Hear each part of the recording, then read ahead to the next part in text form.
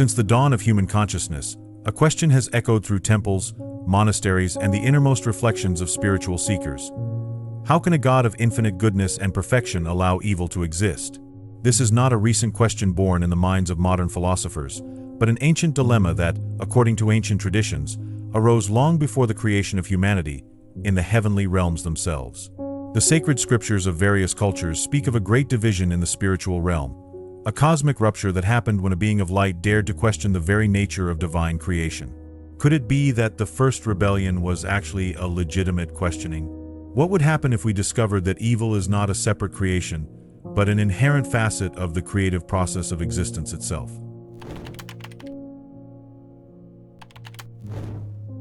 In the vastness of the primordial universe, even before the first humans breathed the Earth's air, a question arose in the celestial spheres, an inquiry so profound that it would have shaken the very foundations of paradise. If God is pure goodness, why does evil exist? This was no ordinary question.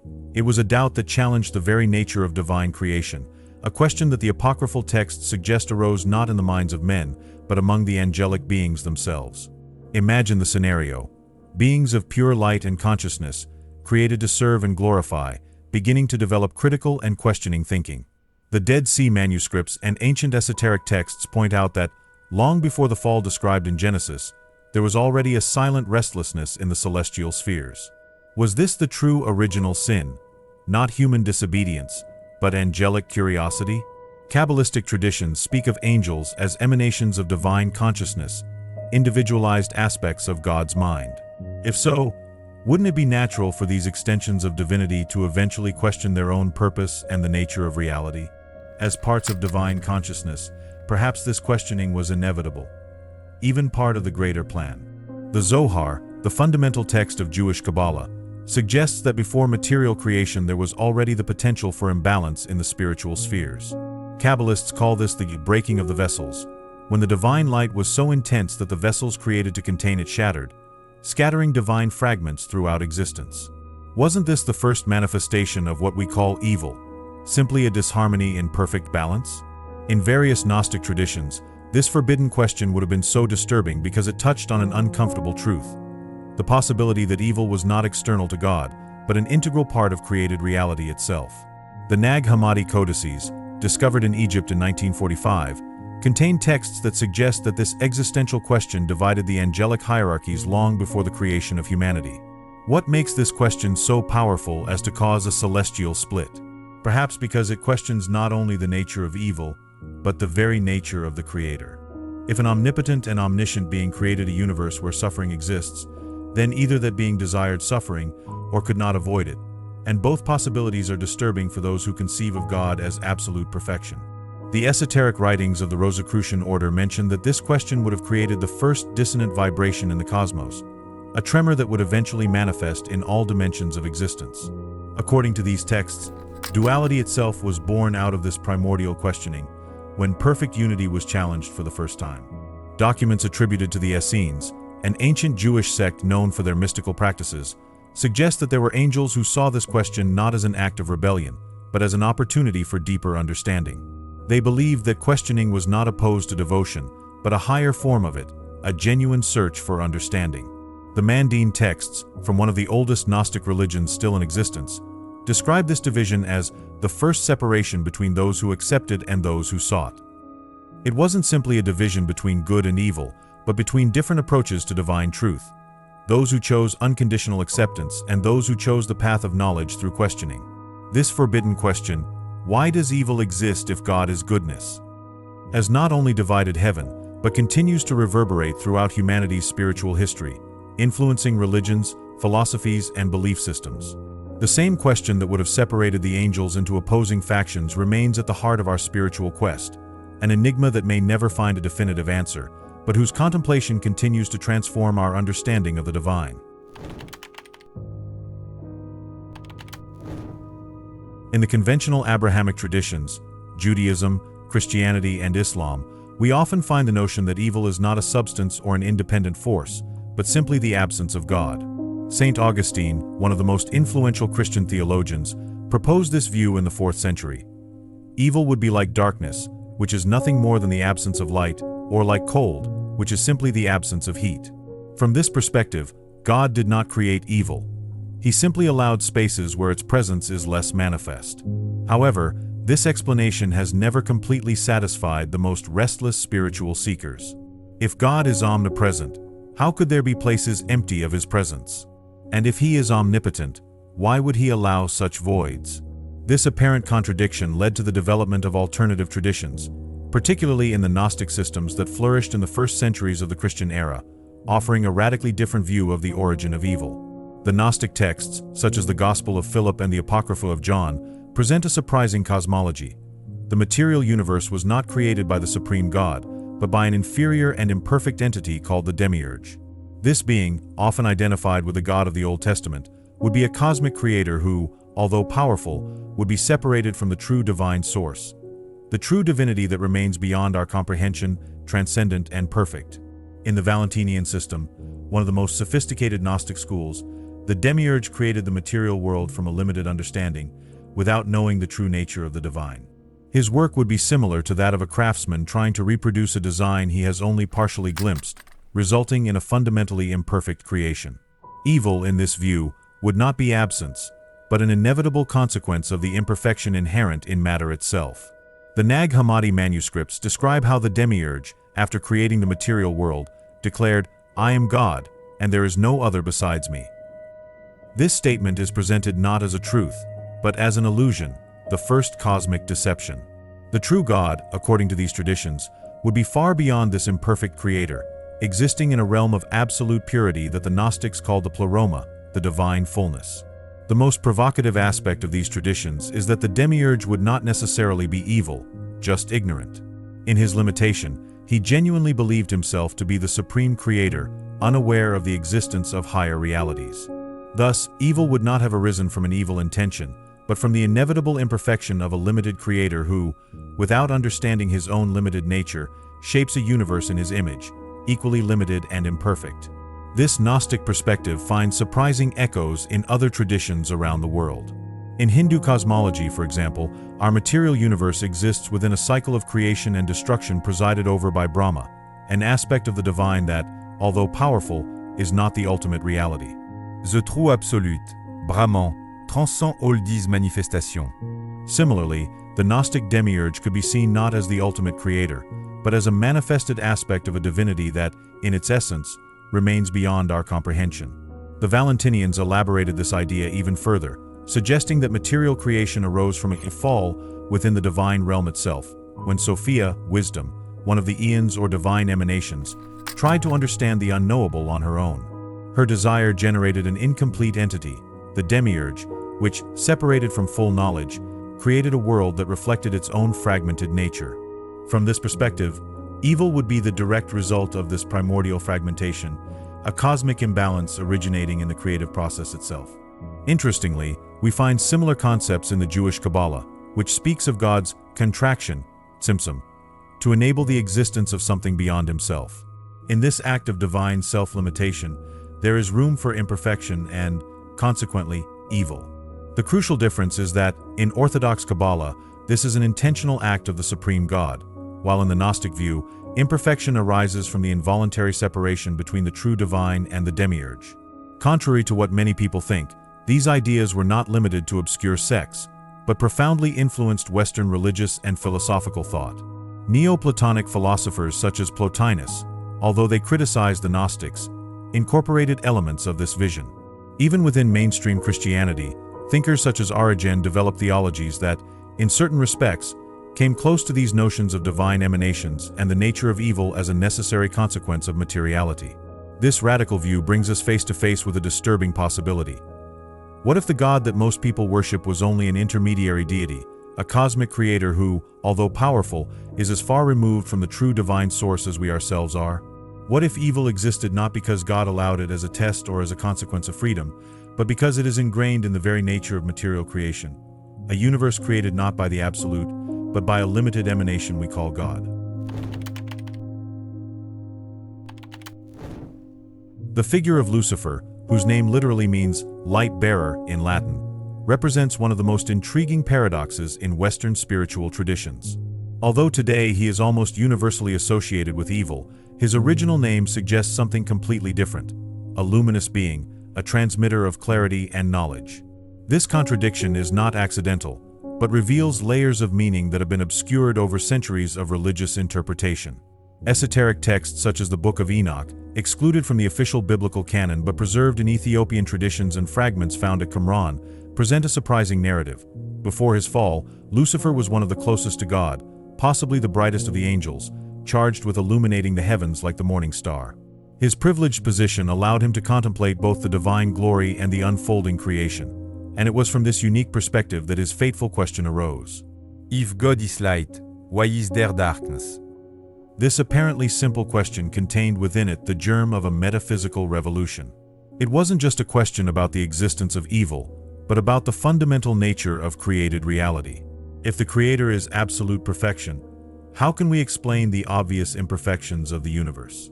If God is omniscient and benevolent, how can we justify the suffering that permeates existence? These were not questions motivated by malice, but by a genuine desire to understand. Medieval Hermetic and alchemical traditions preserved an alternative vision of Lucifer, portraying him not as a villain, but as a Promethean master who defied authority in the name of enlightenment. The famous alchemist Paracelsus suggested that Lucifer represented the principle of scientific and philosophical inquiry, the light of reason questioning established dogmas. From this perspective, his fall symbolized not a punishment for pride, but the necessary price to be paid by those who seek knowledge beyond the imposed limits. Manuscripts attributed to the Cathars, a medieval Gnostic sect brutally persecuted by the Inquisition, present an even more radical interpretation. What if Lucifer was actually an emissary of the true transcendent God, sent to awaken the consciences asleep under the dominion of the demiurge? In this inverse reading of traditional mythology, Lucifer's sin was not rebellion against the authentic divine, but against a usurper who presented himself as the supreme creator. The Luciferian esoteric tradition, preserved in occult circles but often misunderstood, does not celebrate evil as such, but honors the archetype of the questioner, the bearer of the light of knowledge. Lucifer, in this vision, would be less an adversary of God and more an advocate of the truth, willing to pay the ultimate price, expulsion from paradise, to expose contradictions in the official narrative of creation. À cosmique martyr, nota vilain. Alchemical texts such as the Aurora Consurgens contain veiled references to this interpretation, associating the morning star not with the Prince of Darkness, but with a bearer of the dawn of knowledge, the one who brings light even before sunrise. Carl Jung, in his studies of alchemy, observed how this symbolism refers not to evil, but to a principle of individualization and consciousness, necessary for full spiritual development. When we examine the biblical texts that supposedly refer to Lucifer, particularly Isaiah 14 and Ezekiel 28, we notice something curious. Originally, these passages addressed specific human kings of Babylon and Tyre, not a fallen angelic being. The transformation of these poetic metaphors into a narrative about Satan's fall took place gradually, through later interpretations that fused diverse traditions. This textual evolution suggests that the demonization of Lucifer may have been, in part, a way of discrediting the archetype of the questioner. The Theosophical Society, founded by Helena Blavatsky in the 19th century, revived this alternative view, suggesting that Lucifer represented the principle of the self-conscious, questioning mind, the same aspect that distinguishes humans from other animals. In his interpretation, the fall was not a degradation, but a necessary descent of spirit into matter, enabling the evolution of consciousness. The resulting suffering would be the inevitable price of knowledge and freedom, themes that echo the Greek myth of Prometheus. What makes this vision particularly disturbing for conventional religious traditions is that it inverts the traditional morality of the narrative. What if what we call evil was actually a higher form of good, the refusal to passively accept contradictions and injustices, even when they emanate from an apparently divine source? What if true devotion was not blind obedience, but a tireless search for the truth, even when this search defies the highest authorities? This reinterpretation of the Luciferian myth invites us to consider an unsettling possibility. Perhaps the primordial division in the heavens was not between good and evil as traditionally understood, but between two equally necessary principles: the preservation of the established order and the evolutionary impulse that questions in order to transcend. Not a battle between light and darkness, but a tense dialogue between different qualities of light, the stable light of faith and the questioning light of knowledge, both essential for the fullness of cosmic experience. Theological traditions that seek to simultaneously preserve divine goodness and explain the existence of evil often resort to a provocative idea. What if evil, although contrary to divine nature, was permitted by God as a necessary instrument for higher purposes? This perspective, known in philosophy as theodicy, suggests that what we perceive as evil is part of a greater divine plan, whose ultimate purpose transcends our limited understanding. Irenaeus of Lyon, one of the first Christian theologians, proposed in the 2nd century that evil exists as a necessary condition for human spiritual development. In his view, human beings were created incomplete, not as perfect entities, but as creatures with the potential to evolve through experiences, including experiences of suffering and temptation. Evil would therefore not be a direct divine creation, but a necessary byproduct of a process of spiritual development that would culminate in conscious perfection, superior even to the original paradisiacal state. This perspective finds surprising parallels in non-Western traditions. In Taoism, for example, the balance between yin and yang suggests that apparently opposing forces are actually complementary and interdependent. Evil, in this sense, would simply be the necessary pole that allows its opposite to exist, just as there can be no mountains without valleys, nor light without shadows. The Tao Te Ching states, "Being and non-being generate each other," a profound insight into the interdependent nature of reality. In the Jewish Kabbalistic tradition, particularly in the Lurianic school developed in the 16th century, we find the concept of Sheveret HaKalim, the breaking of the vessels.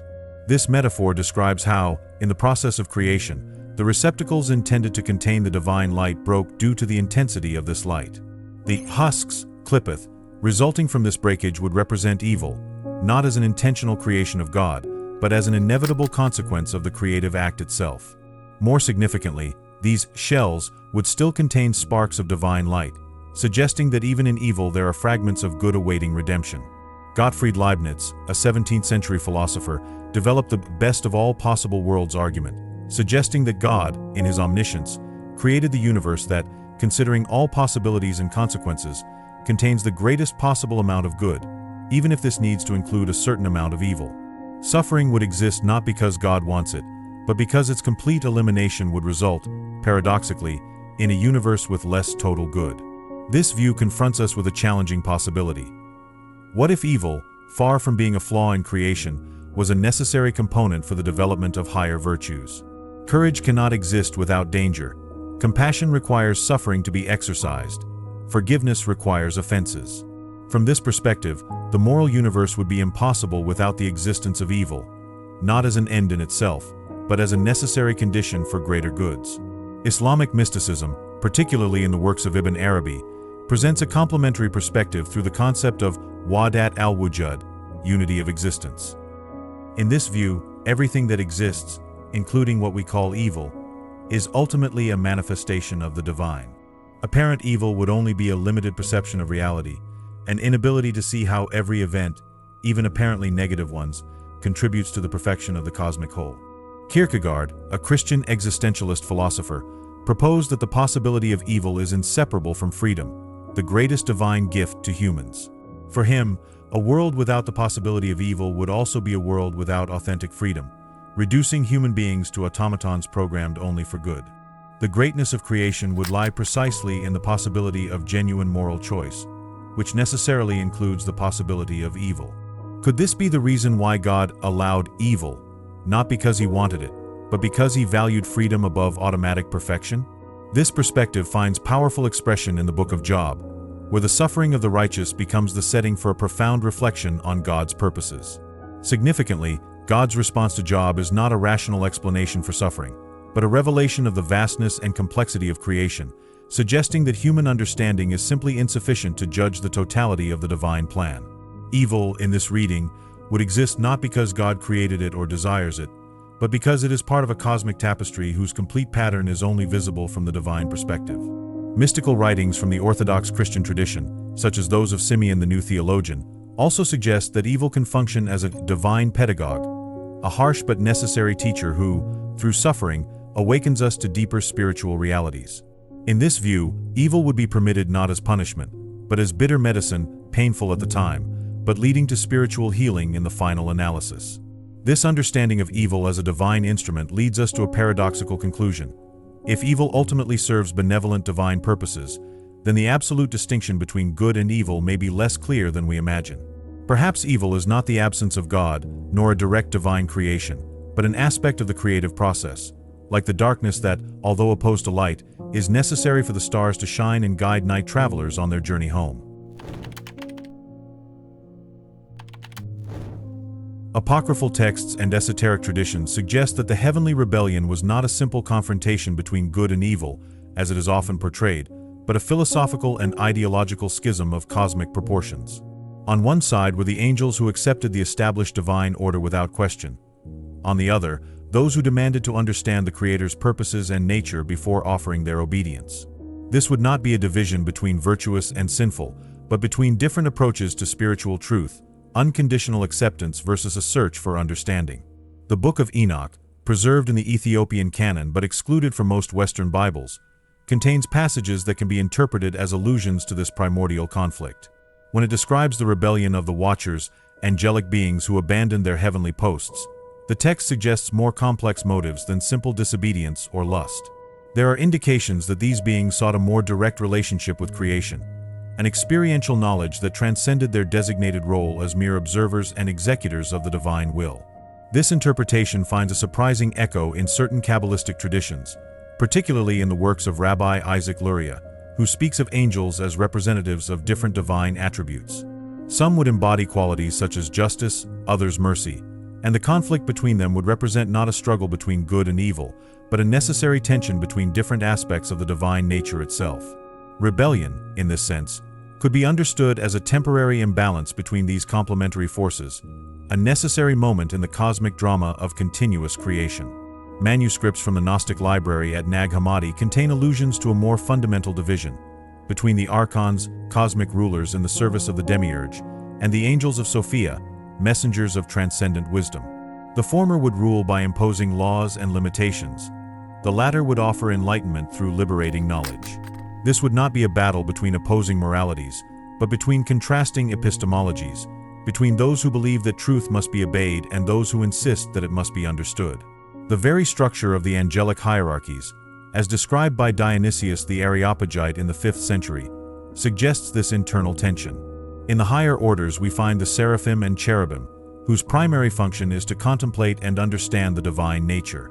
In the lower orders are the executing angels, who implement decrees without necessarily fully understanding them. Couldn't this structure reflect a fundamental division in approaches to the divine, between those who prioritize understanding and those who value obedient execution? Islamic mysticism, particularly in the Sufi tradition, has preserved a similar perspective through the story of Iblis, equivalent to Satan, who refused to prostrate himself before Adam. In some heterodox Sufi interpretations, such as Al-Hallaj's, this refusal would not represent pride, but paradoxically, absolute devotion, because Iblis would refuse to worship anything other than God, even under divine order. His disobedience would be, in this reading, fidelity to the highest monotheistic principle, refusing to compromise his exclusive devotion to the divine. This radical reinterpretation invites us to ask, what if the heavenly rebellion was actually a spiritual revolution, an attempt to transcend a limited understanding of the divine in favor of a deeper perspective? Could what we call the fall be, paradoxically, an ascent, an evolution of angelic consciousness beyond the limits of blind obedience to a more mature and conscious relationship with the divine? Texts attributed to the Templars, preserved in European esoteric traditions after the violent dissolution of the order in the 14th century, contain allusions to a similar understanding. The fallen angel would not be an adversary of the divine, but its bravest explorer, willing to plunge into the depths of materiality and separation to map out territories of being that would remain inaccessible to those who never left the safety of the heavenly light. His fall would be a mission, not a punishment. This perspective finds surprising parallels in shamanic traditions around the world, where the initiate must often undertake a journey to the underworld, an experience of symbolic dismemberment and reconstruction, before he can serve as a mediator between the visible and invisible worlds. The fallen angel, in this reading, would be a cosmic shaman, voluntarily submitting to the traumatic descent in order to acquire knowledge inaccessible to those who remain in the heights. The German Romantic philosopher Schelling proposed that true divine freedom would require the possibility of self-limitation, that the infinite, in order to fully express its potential, would need to generate the finite within itself. Following this logic, the apparent rebellion against God would, paradoxically, be an essential part of divine self-realization. The moment when the absolute confronts its own negation, not as a threat, but as a necessary condition for its full expression. This reinterpretation of the heavenly division invites us to reflect deeply on the nature of authentic spirituality. Is true devotion characterized by unquestioning obedience or by a relentless search for understanding, even when this search takes us into disturbing territory? Could the primordial rupture between servants and thinkers not only reflect a distant cosmic event, but a tension that continues to define our own spiritual journey? The perennial choice between accepting comfortably or questioning courageously, between remaining in the familiar light or venturing into the darkness in search of a truer light. We now come to the most radical and potentially disturbing question of our entire investigation, a question that the Gnostic traditions dared to ask almost 2 millennia ago, but which remains as provocative today as it was then. What if the God we know through conventional religions is not the supreme source, but a distorted reflection of it? This heretical possibility lies at the heart of the most developed Gnostic systems, such as Valentinianism, which proposed a cosmology radically different from religious orthodoxy. According to texts such as the Apocrypha of John, found in the Nag Hammadi library, there is a fundamental distinction between the true transcendent God, the abyss or depth beyond all comprehension, and the demiurge, the creator of the material world often identified with the God of the Old Testament. This demiurge would not be intentionally malevolent, but fundamentally ignorant, a being who, unaware of higher realities, genuinely believes himself to be the supreme creator, declaring, "I am God, and there is no other besides me." This vision finds surprising parallels in the mystical traditions of various cultures. The Advaita Vedanta philosophy of Hinduism, for example, distinguishes between Ishvara, the personal God who creates and governs the universe, and Brahman, the ultimate reality beyond all attributes and limitations. Although the Vedantic tradition does not consider Ishvara to be ignorant or imperfect in the same way as the Gnostic demiurge, it recognizes that even the personal God represents only a relative level of truth, subordinate to the absolute reality that transcends all categories. The most radical Gnostic concept suggests that the imperfection evident in the material world, suffering, injustice, death, is not the result of a fall after perfect creation, as in conventional theology, but reveals the limited nature of the Creator himself. A true God of absolute perfection and infinite goodness would not create a world where innocent children suffer, where injustice often triumphs, where beauty inevitably decays. These characteristics of the material world would not be aberrations in an originally perfect creation, but expressions of the limited nature of its cosmic architect. The Marcionites, a 2nd century Christian movement eventually declared heretical, developed a theology that clearly distinguished between the God of the Old Testament, seen as vindictive, tribal, and often cruel, and the God of love revealed by Jesus. For Mark Ion, these were not two aspects of the same divine being, as Orthodox theology would later claim, but two distinct deities, a lower God of law and matter, and a higher God of redemption and spirit. Jesus, in this view, would not be an envoy of the Creator of the world, but a Redeemer who came to free humanity precisely from the dominion of this Creator. This heretical perspective confronts us with a disturbing possibility. What if what we call evil did not exist in opposition to the divine will, but as an expression of it? Not because the divine is evil, but because it is limited, incapable of creating perfection. Echoing this intuition, Carl Jung, in his response to the Book of Job, suggested that the God of the Old Testament demonstrates characteristics of moral unconsciousness that would be unacceptable even to developed humans, as if this God were, paradoxically, less morally evolved than his own creatures. The Cathars, a medieval Gnostic movement brutally suppressed by the Inquisition in the 13th century, took this idea to its logical development, proposing a radical dualism. The material world would be the creation not of the true God, but of an opposite principle, often identified with Satan. This was not a glorification of evil, but precisely the opposite, an attempt to preserve the goodness and perfection of the true divine by locating the origin of suffering and imperfection in a separate source. For the Cathars, the spiritual journey consisted of recognizing our true nature as sparks of the authentic God, temporary prisoners in a foreign material realm. Curiously, even within more orthodox traditions we find concepts that come close to this vision. Negative or apophatic theology, developed by mystics such as Dionysius the Areopagite and Master Eckhart, insists that the true God is beyond all human categories and attributes, including those attributed to him in the scriptures. The God described in human terms in religious narratives would, from this perspective, inevitably be a limited approximation of the divine reality that transcends all understanding. Isn't this a veiled acknowledgement that the God of conventional religions represents, at most, a partial aspect of the true divine? Jewish Kabbalah develops a similar distinction through the concept of Ein Sof, the limitless infinite, contrasted with the Sphirot, divine emanations or attributes through which the infinite manifests itself in the finite. Significantly, the Sphirot closest to the material world is Maketh, kingdom. Associated with the Shekinah, the divine presence in exile, temporarily separated from its source. This image of a divine aspect exiled in the material world surprisingly echoes Gnostic conceptions, suggesting that even in the most orthodox traditions the intuition of a rupture in the divine itself persists. Contemporary philosopher Paul Ricoeur, analyzing the symbolism of evil in religious traditions, observes that all theodicies, attempts to justify the coexistence of evil with a benevolent God, inevitably fail at some level. Perhaps because the question is poorly formulated from the start. What if the problem wasn't how a perfect God allows evil, but how to recognize that our conceptions of God are inevitably limited and partial? This perspective invites us to a radically different spirituality, not based on submission to an external authority that presents itself as divine, but on the search for the true transcendent source beyond all representations and dogmas. Evil, in this view, would not be created by God or permitted by Him as a test or consequence of freedom. More fundamentally, it would be evidence that our spiritual journey must take us beyond the God of conventional religion to the true Absolute who remains, to this day, the unknown God, whom the Athenians unconsciously worshipped, as Paul observed in the Areopagus.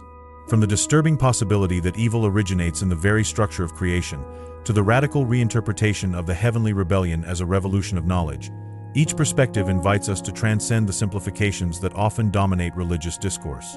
What emerges is not a definitive answer on the nature of evil, but a deeper understanding of the complexity of this issue. Perhaps the question, did God create evil, is itself limited by our human conceptions of both God and evil. True spiritual awakening may not lie in the answers we find, but in the courage to keep questioning, even when the questions take us beyond the comfort of established certainties. If you're interested in exploring more about spirituality, I've specially selected for you some videos full of profound insights and fascinating discoveries that you'll love. Just click on one of them. Don't forget to subscribe to the channel to continue this journey of self-discovery and spiritual learning. Your commitment to knowledge is the first step towards transforming your reality.